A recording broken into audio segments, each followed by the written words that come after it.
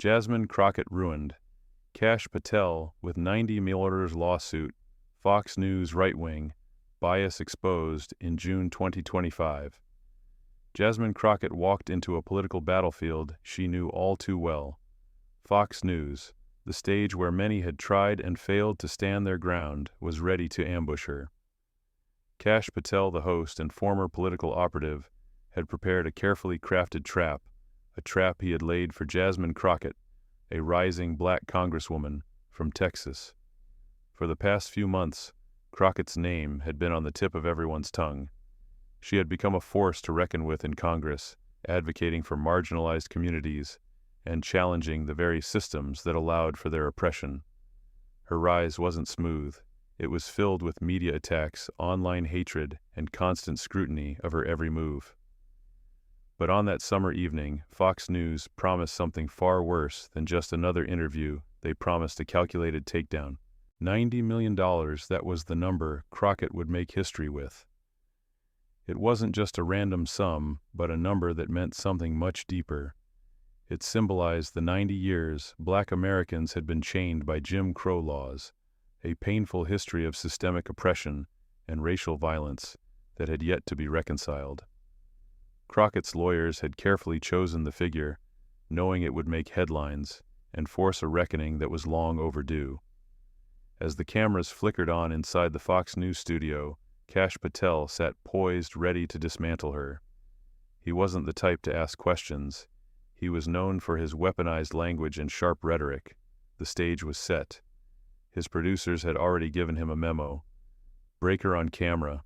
He knew the stakes. The only thing he needed was a crack in her composure. Crockett had been warned, but she wasn't walking into the lion's den blind. The moment she stepped into the studio, the atmosphere felt electric. She could feel the cameras scanning her, the eyes of 42 million viewers now trained on her every move. Patel greeted her with a smile, his tone dripping with condescension. His voice carried the confidence of someone who thought they had the upper hand. But what he didn't know was that Jasmine Crockett was no ordinary congresswoman. She had been tested in battles far harder than this, and as she sat across from Patel, she wasn't afraid. She didn't flinch under the bright studio lights. Instead, she exuded calm. Patel made the first move. He smiled, leaned forward, and threw out a loaded question designed to provoke. His words cut sharp. He accused her, as he had accused others before her, of using her position to rile up people and ignore the very problems she claimed to solve. Congresswoman Crockett, Patel began, his voice dripping with mockery. You claim to represent marginalized communities, but what do you say to the fact that the city you represent has one of the highest murder rates in the entire state? The question wasn't just an attack on her policies, it was a direct challenge to her integrity.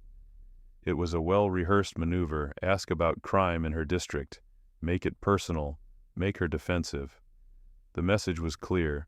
Crockett wasn't fit to represent her community if she couldn't address the problems it faced. Crockett didn't answer right away. Her gaze didn't shift from his. Her hand resting on the arm of her chair remained calm. Inside, she was calculating, sifting through every fact and every piece of evidence she had to weaponize against him. I'm not here to answer you, she replied, her voice steady. I'm here to tell the truth. The studio fell silent as her words landed. The air was thick with anticipation. The question Patel had carefully crafted, designed to break her, seemed to bounce off her. Crockett wasn't just a congresswoman who was being attacked. She was a woman of conviction, fully aware of the stakes in this battle. Patel pushed again, sensing the tension, but not understanding the magnitude of the storm he had unleashed. Crockett wasn't just defending herself. She was preparing to expose the manipulation that had been perpetuated by media figures like Patel for years. She had one tool left to use: the truth. The media had a history of twisting narratives, and Kash Patel was a master at controlling the narrative. But in this moment, Jasmine Crockett wasn't just a politician defending her record. She was a fighter about to take back the narrative. The tension inside the Fox News studio was palpable.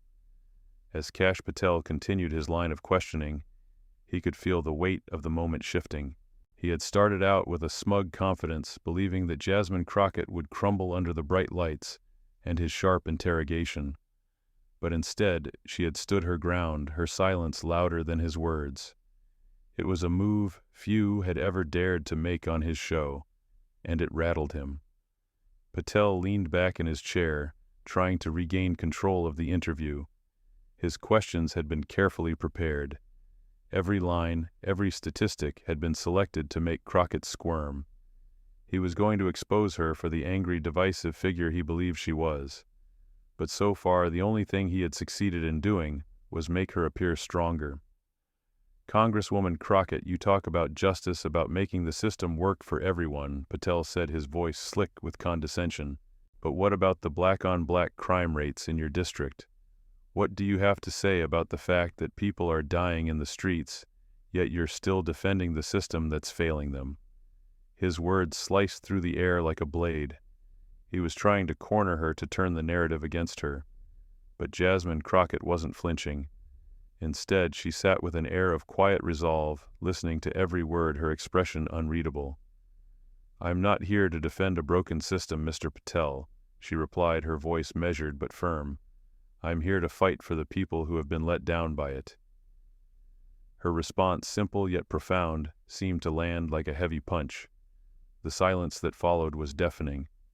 Patel, sensing that his usual tactics weren't working quickly, tried to regain control. "You seem to have all the answers," Patel said, his voice dripping with mockery. "But let's be real, you're just another politician using the same tired rhetoric. How does that help the families who are struggling every day?" The question hung in the air, heavy and accusatory. But Crockett didn't respond right away. Instead, she shifted slightly in her seat, her eyes still locked on his, but her mind was elsewhere. She wasn't searching for the right words, she was searching for the right moment. She wasn't going to answer with more words. She wasn't going to engage in his game. Instead, she reached into her bag and pulled out a red leather folder, its edges worn, its surface slightly scuffed from years of use. She placed it on the desk just enough to catch Patel's eye. The studio fell silent, the audience holding its collective breath. The tension was thick. The camera zoomed in on Crockett, capturing the stillness, the quiet power that emanated from her. She hadn't spoken a word in response to Patel's question, but in that moment she had said everything she needed to. Patel, trying to regain his footing, leaned forward. He had miscalculated. He had underestimated her. His smirk faltered slightly, but he pushed on. "What's that?" "Your secret weapon," Congresswoman Patel scoffed, gesturing toward the folder. "You think you can just pull out some papers and expect that to answer my questions," but Crockett didn't respond to the bait. Instead, she opened the folder slowly, deliberately. And then she pulled out a series of documents, letters, photographs, case files. The contents weren't for the audience to read. They were for Patel to see. She slid one letter across the desk, her hand steady. It was from the mother of a young man who had been killed by gun violence in her district. The letter spoke of the pain, the heartache, the frustration of watching a broken system fail to protect the most vulnerable. Patel hesitated for just a moment, his eyes flickering between the letter and Crockett, but he didn't take it. He didn't know what to do with it. "This is a letter from a mother whose son was gunned down in your district, Crockett," said quietly, her voice unwavering. "Her son is one of the names you're using to vilify the people I represent. Her son died because of the system that you, Mr. Patel, are defending." The words landed like a thunderclap. The audience in the studio shifted uncomfortably. Patel's gaze flickered, his bravado momentarily shattered. He had wanted to make Crockett the villain. Instead, she had turned the narrative back on him. The silence between them deepened, but it wasn't the awkward silence of someone caught off guard. It was the silence of someone speaking truth in the face of deliberate distortion. But Patel wasn't ready to admit defeat. He pushed forward now, desperate. His voice rose, but it wasn't the calculated coolness from before. It was a crack, the first sign of frustration breaking through the veneer of control he had so carefully cultivated. "Do you think this is enough? A few letters, some paperwork? You really think that's going to fix anything?" Patel sneered, trying to play his hand again. You're just playing on emotions. This is what you do, isn't it? Stir people up, create outrage, then call yourself a hero. But Crockett was ready. She wasn't going to be baited. She wasn't going to yell or shout. Instead, she looked him dead in the eye, and she said, "I'm not here to play your games, Mr. Patel. I'm here to fight for people who have been ignored for too long." Her words, quiet but forceful, cut through the noise. Patel flinched, the smirk fading from his face. The audience could sense it now. This wasn't just a political interview. It was a confrontation, a clash of ideologies, and the stakes were higher than either of them had expected. As the tension hung in the air, Crockett didn't back down. She didn't need to shout. She didn't need to prove anything. Her quiet confidence spoke louder than any words could. Patel, now visibly rattled, tried to regain his footing. But it was too late. He had underestimated her. He had thought that he could control the narrative, that he could use his sharp questions to break her down. But instead, Jasmine Crockett had turned the table on him. The segment ended with Patel stammering through a few final words, trying to salvage what little credibility he had left. But the damage was already done. The audience had seen through him. They had witnessed the truth. The confrontation between Jasmine Crockett and Kash Patel had been a watershed moment. But as the studio lights dimmed and the audience dispersed, the real battle was only just beginning.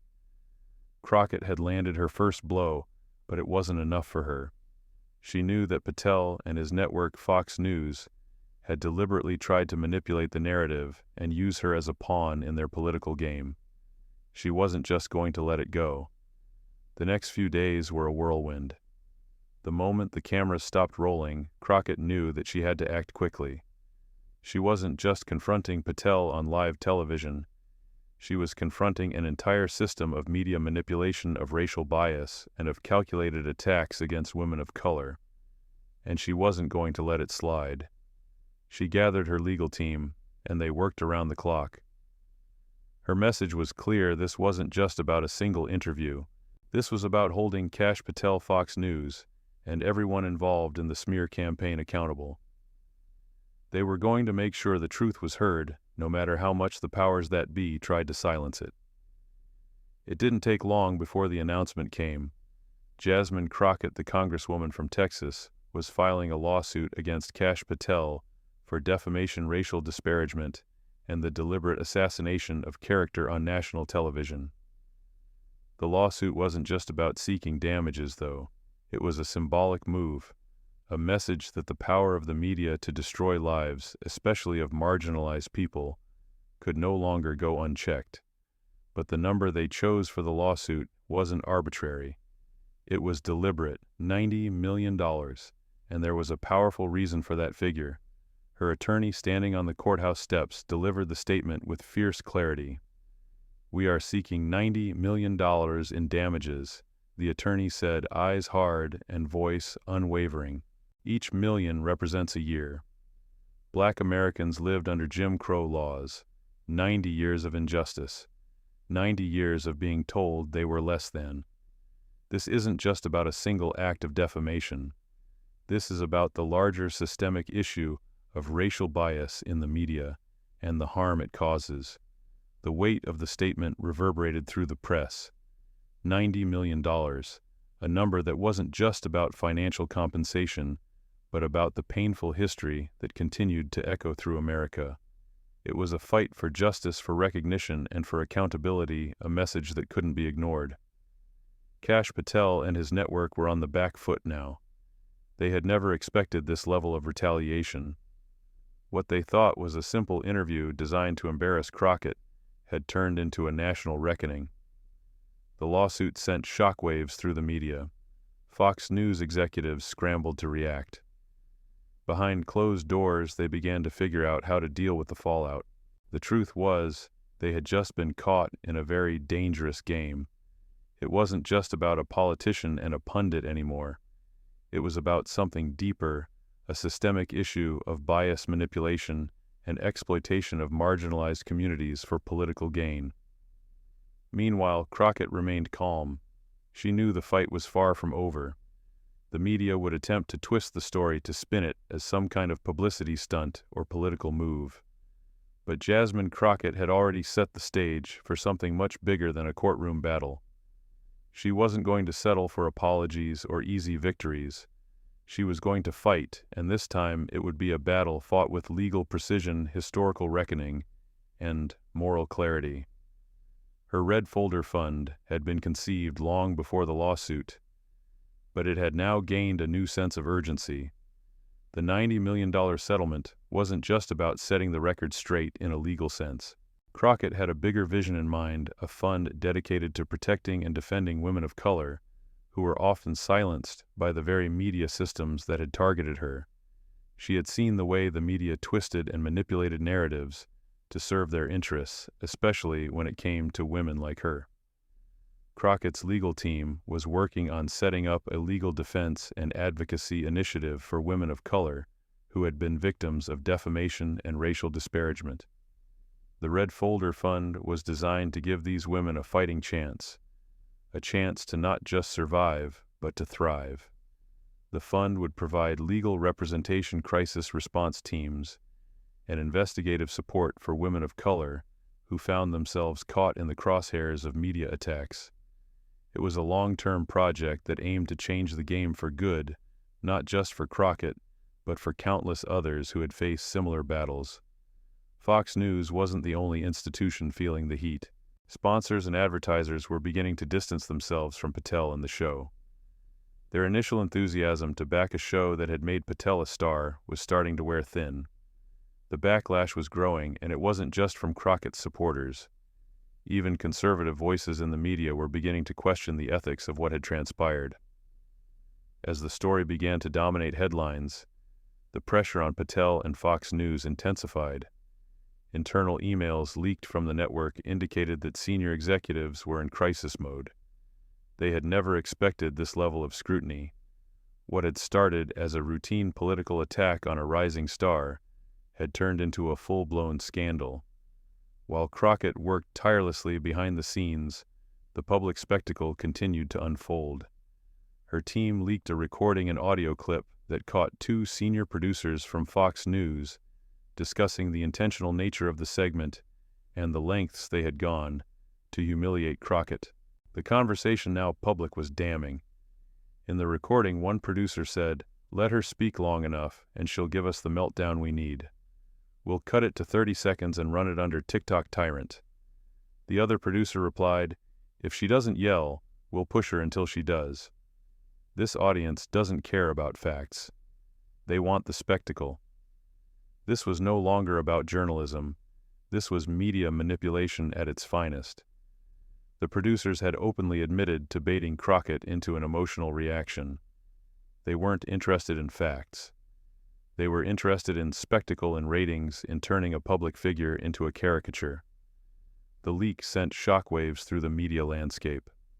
Public trust in Fox News plummeted. Advertisers pulled out. Media watchdogs issued statements condemning Patel and his tactics. In a matter of days, the story had spiraled into a full-blown media crisis. As the legal battle continued to unfold, Jasmine Crockett remained steady in her resolve. She had faced worse before. This was just another step in her long journey. The lawsuit was about more than money. It was about justice, about holding people accountable for their actions. It was about using the law to take back the narrative and ensure that no woman, no person of color, would ever be silenced in this way again. In the quiet of her office, she reflected on the long road ahead. The legal proceedings would take time. The media would continue to twist and turn the story. But for the first time, she felt like she was on the right side of history. This wasn't just a personal victory. This was the beginning of something much larger, and she was ready for it. As the days passed, Jasmine Crockett and her legal team prepared for the battle ahead. The $90 million lawsuit was a heavy blow to Kash Patel and Fox News, but Crockett knew this was just the beginning. The stakes were high. This wasn't just about defamation. It was about dismantling the systems that had long been used to control and manipulate marginalized voices. It was about confronting the pervasive racial biases that had been allowed to fester within the media. While Crockett focused on strategizing for the lawsuit, the fallout from the leak continued to unravel. Fox News executives were scrambling behind closed doors. The leaked audio had exposed their manipulation, and public trust was plummeting. Advertisers were dropping like flies. Sponsors who had previously supported Patel and his show were now pulling their ads in response to the public outrage. The backlash was swift and brutal. In the meantime, Crockett's legal team was working tirelessly to build their case. They knew they had an uphill battle ahead.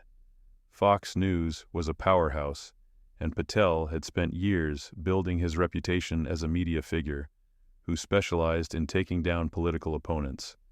But Crockett wasn't intimidated. She had spent her career fighting for those who had been overlooked, ignored, and silenced by the system. This was just another fight in a long line of battles she had faced. Fox News, in an attempt to salvage what remained of its credibility, issued a statement in defense of Patel. They tried to downplay the leak, arguing that the producer's comments were taken out of context. But the damage was already done. The public wasn't buying it. Even some of the network's own anchors and reporters began to distance themselves from Patel and the show, realizing that their complicity in this spectacle was no longer acceptable. On the other side, Crockett's supporters were rallying behind her. Social media was ablaze with support. People were retweeting her statements, sharing her message, and applauding her for standing up to a media empire that had been allowed to dictate the narrative for far too long. The $90 million lawsuit became more than just a legal matter. It was a symbol of defiance against the forces that sought to control the voices of marginalized people. The tension continued to build as the legal proceedings took shape. Crockett's legal team filed for a hearing, hoping to expedite the process and put Patel and Fox News on the defensive. The lawsuit was not only about seeking justice, but also about holding the media accountable for the harm they had caused. Crockett wasn't just fighting for herself. She was fighting for every woman of color who had been targeted, misrepresented, and silenced in the public eye. The moment the $90 million lawsuit was announced, the media cycle shifted. The focus quickly turned from the content of the interview to the legal ramifications. Pundits across the political spectrum began to weigh in, but no one could deny the significance of Crockett's move. The lawsuit wasn't just about one woman's fight against one man's smear campaign. It was about the larger, more systemic issue of racial and gendered bias in the media, and it had captured the nation's attention. Behind the scenes, Crockett was not only preparing for the legal battle, but also for the long-term fight. She knew that Patel would use every tool at his disposal to discredit her, to attack her character, and to paint her as a political opportunist. But Crockett wasn't backing down. This wasn't just about money or personal vengeance. It was about rewriting the narrative. It was about ensuring that women like her would no longer be targeted and vilified for speaking their truth. As the days passed, the momentum built. The media was watching, the public was listening, and Crockett was preparing for the moment when the truth would be unveiled, not just for herself, but for everyone who had ever been silenced. The courtroom was set, but outside the tension was palpable. Jasmine Crockett knew the stakes had never been higher. The battle for truth, for accountability, was now being fought on a grand stage. As the lawsuit proceeded, it became evident that this wasn't just a legal case. It was a historic moment in the fight for media integrity and racial justice. Behind the scenes, Kash Patel and Fox News were scrambling to mitigate the damage. The leaked audio recording had turned the public narrative against them, and advertisers were pulling out fast. Crockett's legal team was relentless, carefully orchestrating every move to ensure that Patel and the network could not escape the gravity of their actions. The lawsuit wasn't just about compensation. It was a weaponized symbol of defiance against a system that had long ignored the voices of marginalized communities. Crockett understood the magnitude of her actions. It wasn't just about her or Patel. It was about setting a precedent for future media accountability and ensuring that no one could weaponize the media to silence or discredit others without facing consequences. The $90 million figure wasn't arbitrary. it was symbolic. It represented the 90 years of oppression and silencing that Black Americans endured under Jim Crow laws. The amount itself made headlines, but the meaning behind it was far more powerful. Crockett's legal team had chosen this number carefully, knowing that it would resonate far beyond just the immediate context of the lawsuit. In the courtroom, the battle was as much about legal strategy as it was about public perception. Crockett wasn't just fighting for her own reputation, but for the integrity of those who had been misrepresented, misquoted, and made the target of baseless attacks. She wasn't afraid of the spotlight. She had been in the arena before. This time, however, the spotlight wasn't just shining on her. It was shining on the media systems that had allowed such attacks to occur without accountability. Patel and his team tried to fight back, but every move they made seemed to fall short. Their legal tactics, once sharp and aggressive, now seemed clumsy and defensive. The weight of the leaked audio was still hanging over them. As Crockett's legal team presented their evidence, including the damning audio clip, it was clear that the case against Patel was solid. This wasn't just about the words he spoke, it was about the deliberate effort to humiliate and discredit a woman of color in front of a national audience. As the courtroom drama unfolded, the media coverage became increasingly focused on the deeper implications of the case. Crockett's message was resonating far and wide. She was no longer just a politician taking on a pundit. She had become the symbol of a movement to hold the media accountable, to expose the bias that had been woven into every segment, every interview, every scripted narrative. Crockett wasn't just fighting for justice in one case. She was fighting for systemic change. Outside the courtroom, the public sentiment continued to shift. The backlash against Fox News was growing, and the $90 million lawsuit was dominating headlines. Crockett's supporters rallied behind her, flooding social media with messages of solidarity. The momentum was undeniable. People were not just applauding her legal victory. They were rallying behind the larger cause of media accountability and the fight for racial justice. Meanwhile, the Fox News network was beginning to feel the heat. Patel's smug demeanor from the days of the interview had evaporated. He was now just another man caught in a web of his own making. The network, once so sure of its ability to control the narrative, was now scrambling to regain its footing. In the wake of the legal action, Patel was forced to confront the reality of what his actions had wrought. In the end, Crockett's victory wasn't just a personal triumph. It was a victory for everyone who had ever been silenced, misrepresented, or marginalized by the media. It was a statement that the truth could no longer be twisted, edited, or ignored. The final resolution of the case would go down in history, not just as a legal victory, but as a turning point in the fight for racial justice in the media. For Jasmine Crockett, this was just one chapter in a larger story. But for the rest of America, the echoes of her fight would resonate for years to come. As the courtroom drama unfolded, Jasmine Crockett's legal team pressed forward, tightening the noose around Kash Patel and Fox News. The $90 million lawsuit, symbolizing the 90 years of racial injustice experienced under Jim Crow laws, was not just about monetary damages. It was a direct attack on the power structures that had long manipulated public narratives for political gain. Crockett wasn't just seeking justice for herself. She was fighting for the accountability of a system that had consistently allowed racial bias to dictate media discourse. With every piece of evidence presented, the narrative began to shift. Patel's attempts to brush off the seriousness of the accusations fell flat as the public began to see the bigger picture. It wasn't just one problematic interview. It was part of a larger pattern of media manipulation, misrepresentation, and exploitation of marginalized communities. The media, once a vehicle for Patel's political ambitions, now became his liability. The damning audio recording in which Patel and his team openly discussed their intentions to provoke an emotional response from Crockett spread like wildfire.